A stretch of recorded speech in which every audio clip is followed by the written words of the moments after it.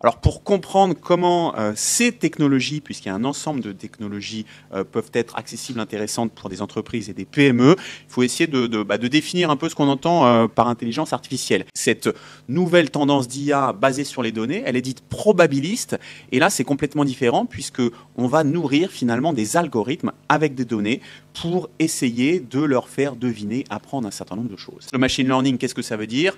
C'est l'apprentissage par des machines d'un certain nombre de choses grâce aux données. Au sein de cette grande famille du machine learning, c'est différents types d'algorithmes qui sont à la base de cette IA probabiliste. Il y a le deep learning, vous avez peut-être entendu parler de ça, c'est les fameux réseaux de neurones qui sont une forme, on va dire, plus complexe ou avancée d'algorithmes de machine learning et qui permettent notamment, ce qui est aussi fascinant, de traiter des images et du texte. La première grande type d'application, c'est mieux connaître, mieux reconnaître ses clients.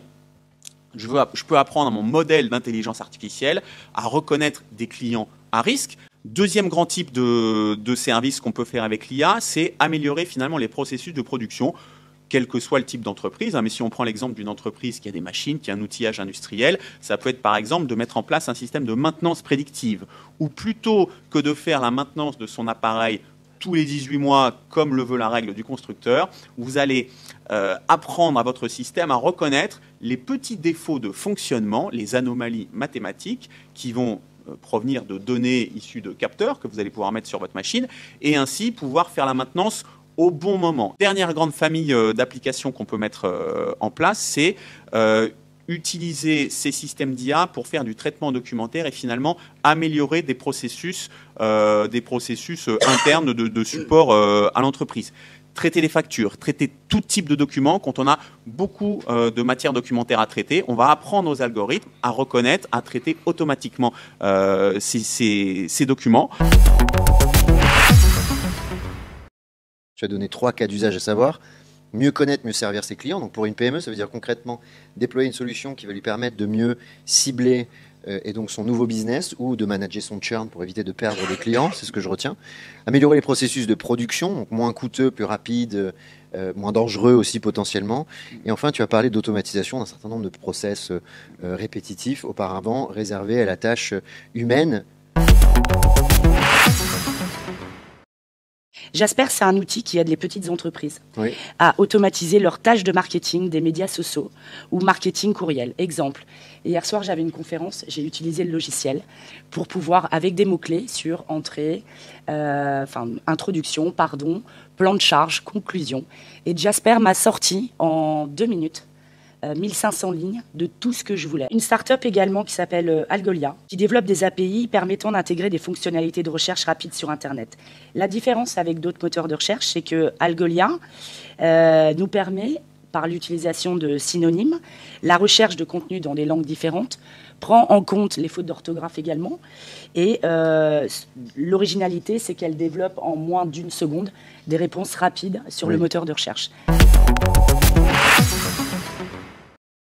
On peut penser par exemple à la santé, puisque c'est un secteur qui fait vraiment appel à beaucoup de données et à beaucoup d'algorithmes pour traiter ces données. Et je voudrais donner quelques exemples de startups qui sont basées sur le territoire. Par exemple, Volta Medical, qui utilise donc les algorithmes pour traiter les signaux qui sortent des électrocardiogrammes pour aider les chirurgiens à mieux opérer. On peut penser à Kiro aussi, qui utilise des algorithmes pour traiter les résultats de biologie médicale, là aussi des données qui existent. Et évidemment, le médical fait aussi beaucoup appel à de la reconnaissance d'images, notamment pour détecter les cancers. On a eu des résultats assez spectaculaires sur les cancers du sein, sur un certain nombre de cancers qui permettent un diagnostic précoce. Donc ça, c'est déjà là, c'est déjà maintenant. Graffiti, qui utilise la reconnaissance d'images en réalité augmentée, c'est-à-dire en direct, vous sortez votre téléphone, vous pouvez reconnaître en direct dans un magasin, d'avoir le prix du produit, les caractéristiques techniques, voire les caractéristiques sanitaires pour certains produits, le comparatif entre les prix. Ça, c'est des innovations qui vont bouleverser le retail. Un dernier secteur qui est l'agriculture, Tel Aqua qui utilise l'intelligence artificielle pour optimiser l'irrigation, donc économiser la ressource en eau. On est en période de sécheresse, on sait combien c'est important. Ou Ombrea qui utilise là aussi l'apprentissage automatique pour rendre les cultures plus résilientes au changement climatique. Et puis un petit mot, qui m'a marqué d'un philosophe finalement assez méconnu sur ce sujet des années 80-90, qui nous avait déjà commencé à nous éclairer. Je ne sais pas si vous en souvenez, il s'appelle Enrico Macias. Et déjà, dans Le Mendiant de l'amour, il nous disait Quel philosophe. donnez, donnez, donnez-moi, donnez, donnez, donnez, donnez, donnez, Dieu vous le rendra. Voilà, donc travaillez sur vos données et Quelle équipe. vous allez gagner sur le fait. Je crois qu'on est obligé de fermer l'émission. Merci.